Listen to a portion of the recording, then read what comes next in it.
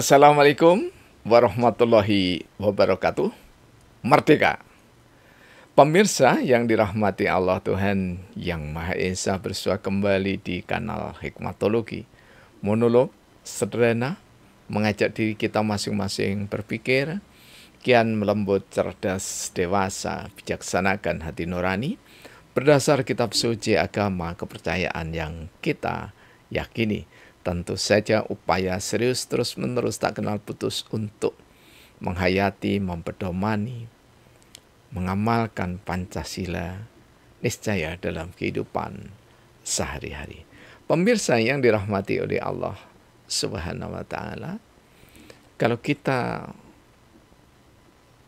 kaji secara seksama, tentu saja lewat wasilah atau pertolongan para mufasir dan cendekiawan muslim, maka ada simpul sederhana. Al-Quran memuat guru yang terbaik dan guru yang paling durhaka. Kali ini kita berbicara pada sesi atau serial guru yang paling durhaka. Kami abadikan di dalam syair Sabdana ke-18.266 bertepatan dengan tanggal 11 Juni tahun 2024. Fir'aun bagian kedua. Fir'aun diabadikan oleh Allah di dalam Al-Quran. Abadi jasadnya supaya dikenal oleh seluruh insan. Tak ada jasad wajar abadi sepanjang zaman. Allah sengaja mengabadikan agar manusia mendapat pelajaran.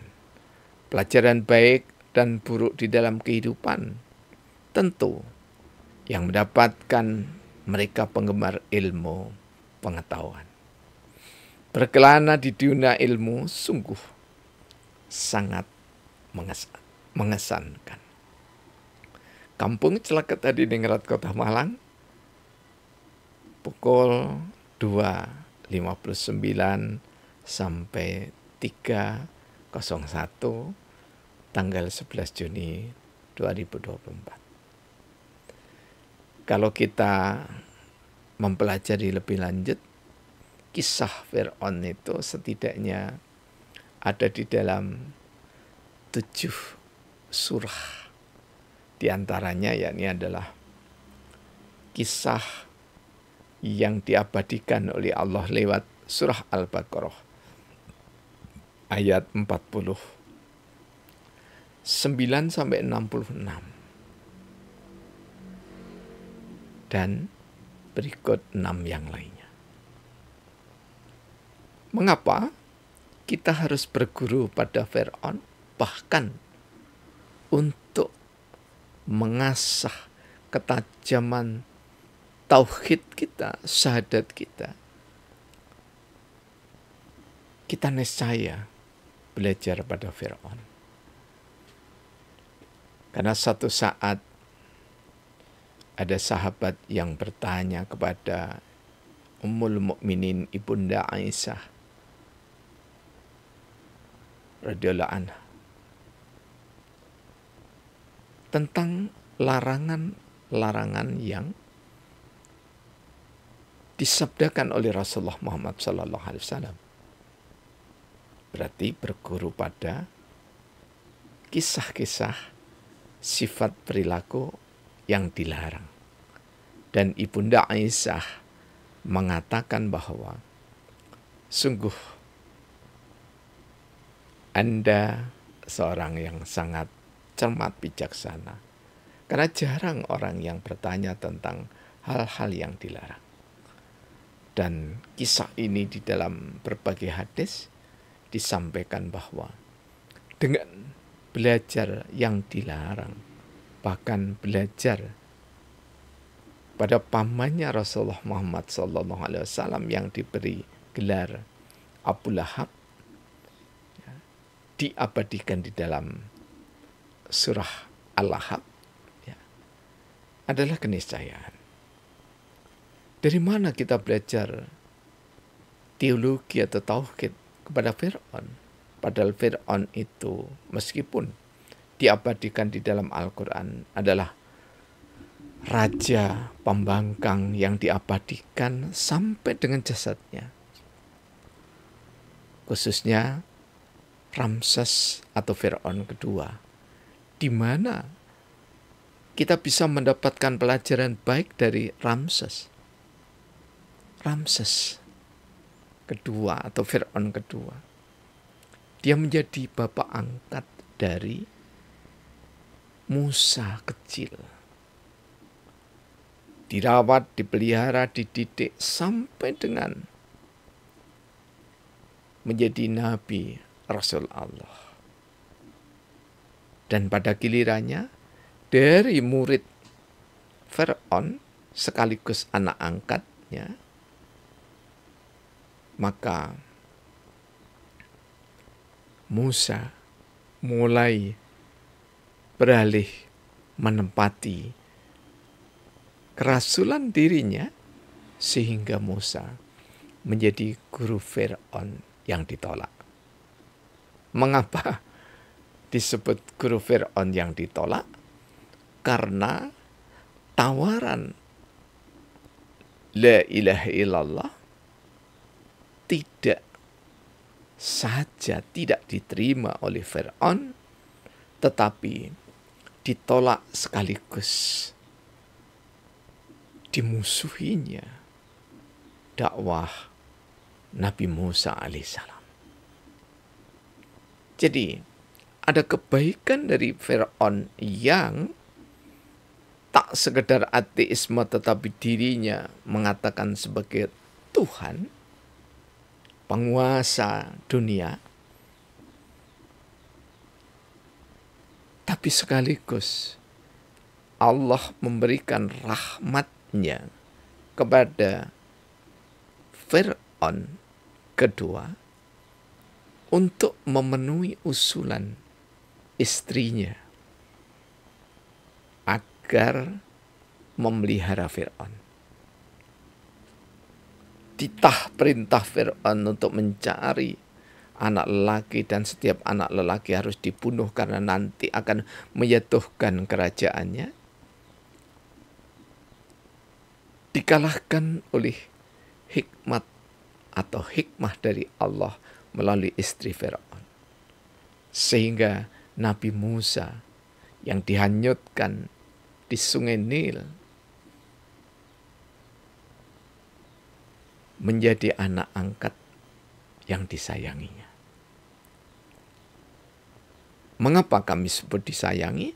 Karena dirawat, dipelihara, dididik di tengah keluarga tanpa disakiti. Jadi di dalam diri seorang yang paling durhaka kepada Allah, kita masih bisa mendapatkan secercah hikmah Allah. Karena itulah, jangan sampai kita mereduksi Islam yang misinya adalah rahmatan lil alamin. Menaungi, melindungi, merahmati, memberikan manfaat, memberikan sesulih kasih sayang kepada seluruh alam semesta. Dan Islam yang sangat luas, tak terbatas, tinggi, tidak ada yang meninggi, dalam tidak ada yang mendalami. Jangan sampai direduksi.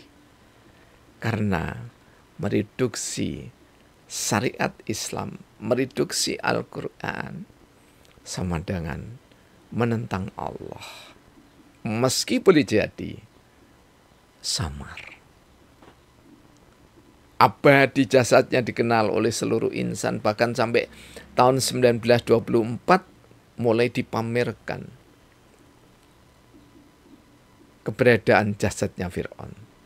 Tak ada jasad wajar yang abadi sepanjang zaman kecuali jasadnya Fir'aun.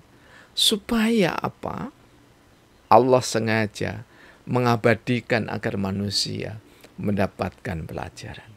Pelajaran, pembelajaran, pendidikan, pengajaran dari seorang Fir'aun. Salah satu di antaranya berikut ini adalah Fir'aun meskipun menjalin hubungan perdagangan sampai dengan ke Asia, dan kami hipotesiskan sampai ke kerajaan Toa di Ternate. Kok Ternate keliru ya? Di Tapanuli Utara, penghasil kapur barus, yaitu di Desa Barus. Satu hal yang istimewa dari kepribadian Fir'aun, kemuliaan Fir'aun, tidak seperti VOC Belanda yang menciderai agama Nasraninya. Fir'aun tidak serta-merta hubungan dagangnya itu dilanjutkan dengan menjajah. Tetapi suku bangsa Belanda setelah melihat berkeliling Nusantara, dia diawali oleh Portugis ya, di daerah Maluku, kemudian menjajah kepulauan Nusantara. Pelajaran baik dan buruk ada senantiasa di dalam kehidupan. Tentu mendapatkan mereka pelajaran bagi orang yang gemar ilmu pengetahuan, yang tidak gemar ilmu pengetahuan, dan yang tidak berusaha menjemput hikmah, maka Fir'aun hanya ditampilkan sisi buruknya saja, tetapi tidak pernah menampilkan sisi baiknya. Tidak harus menjadi Fir'aun, guru kita, gurunya Nabi Musa alaihissalam. Dalam hal-hal tertentu, tentu saja kita niscaya terbuka dada menjadi pengelana ilmu pengetahuan yang sangat mempesona. Dan ilmu pengetahuan, ibunya, induknya, bukan filsafat, tetapi hikmat atau hikmah. Inilah kemudian yang sarangke dari hikmah, kemudian kami tambahkan logos menjadi hikmatologi. Dan hadiah terbesar dari perspektif hikmatologi, hadiah tertinggi dari perspektif hikmatologi, hadiah teristimewa dari Allah dari perspektif hikmatologi, berdasar surah kedua ayat 269. Bangsa Indonesia niscaya menumbuh kembangkan sampai menyebar ke seluruh dunia tanpa menjajah. Ya, ini adalah dasar negara, ideologi bangsa, Pancasila. Karena Pancasila digali oleh Soekarno. Dan Soekarno tidak sendirian, tapi dibersamai panitia 8, panitia 9, dibersamai, digodok di sidang BPUPKI sampai dengan disahkan oleh PPKI 18 Agustus 1949. Ada benang merah kait berkelindan yang tidak terpisahkan. Peradaban mulia anak bangsa ini. Dan menjadi niscaya kita generasi yang meneruskan perjuangan para pendiri bangsa, menggali tidak dari Nusantara yang masih berupa embrio atau serpian-serpian yang dipidatokan lahirnya embrio Pancasila, 1 Juni 1945. Tetapi kita niscaya menggali Pancasila untuk kita jadikan sandaran ilmu pengetahuan dan teknologi. Untuk kita jadikan fondasi ilmu pengetahuan dan teknologi. Dan di antara konstruksi ilmu pengetahuan yang kami bangun dari grounded research yang kami mulai sejak tahun 1983-84, maka sampailah di tahun 2020, keliru lagi ya, 2009, tepatnya ketika kami dihadiahi oleh Allah lewat saudara kami,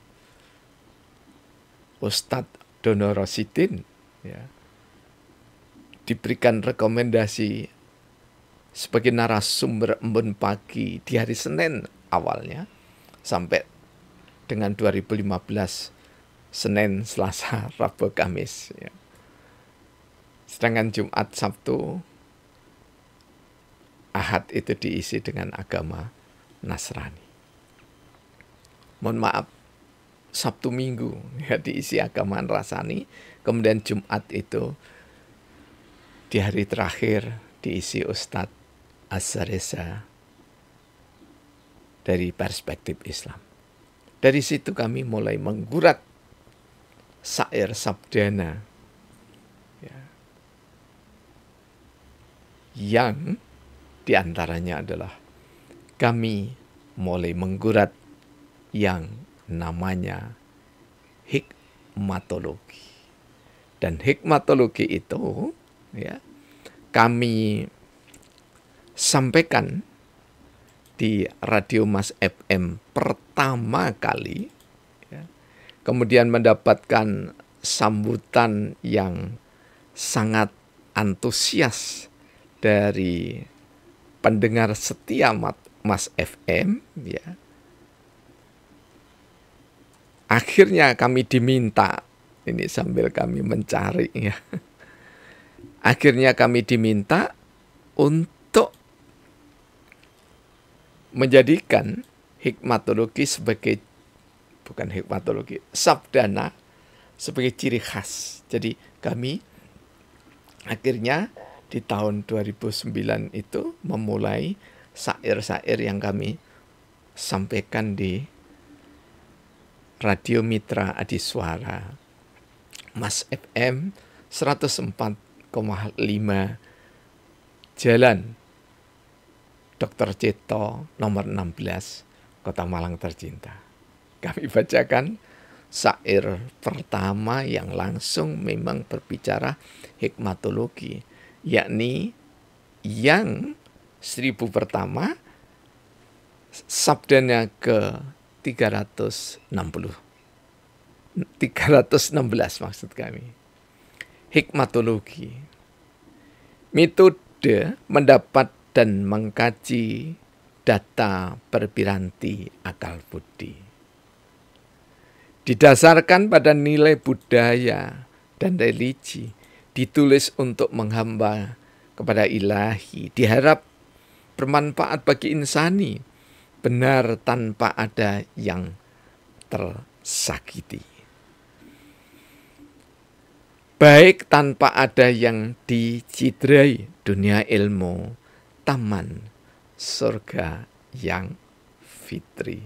Ini sayangnya yang menulis atau memindahkan, karena syair-syair seperti ini itu ketika 2009 sampai 2015 itu kami gurat di tengah-tengah jeda iklan ya bersama Mas Angki Pratama Putra Hadi waktu itu. Jadi di sela-sela jeda iklan kami menggurat sabdana gitu ya.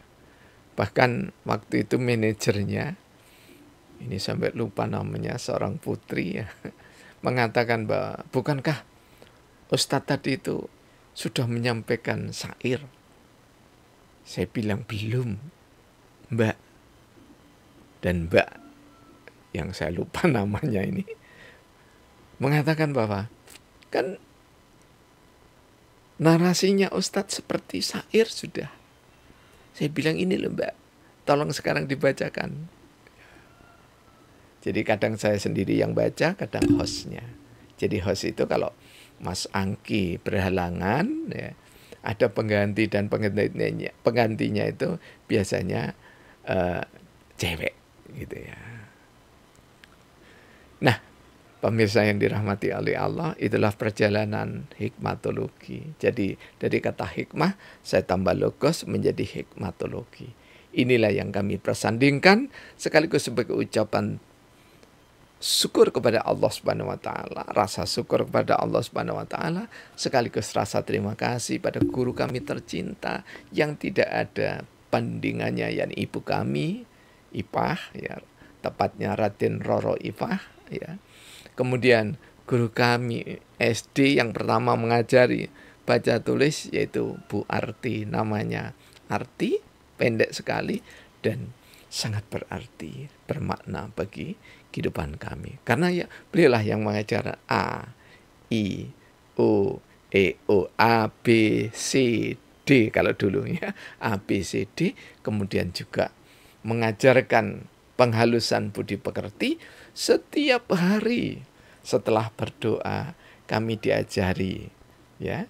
Jadi sebelum masuk kelas harus berbaris dulu, kemudian jabat tangan, setelah itu duduk di tempat duduk yang tidak boleh pindah-pindah. Setelah itu berdoa, setelah berdoa maka Bu Arti mengajari kami bersama teman-teman satu kelas, ya, untuk bernyanyi.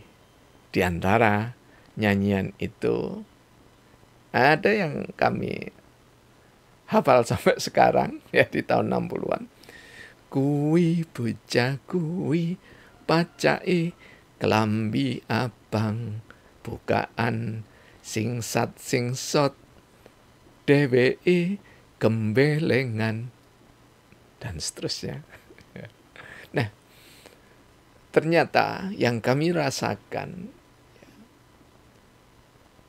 apa saja yang disuguhkan oleh guru-guru tercinta itu, baik berbaris, bersalam tangan, berdoa, kemudian bernyanyi, sampai dengan, ya, cakap berhitung yang betul pulang duluan, ataupun parian peribahasa yang bisa pulang duluan, ya, semuanya menghaluskan budi pekerti. Terima kasih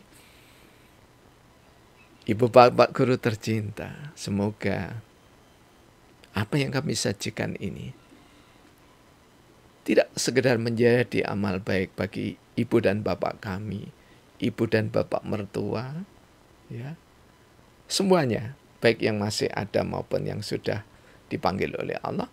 Tapi lebih dari itu juga, saya meyakini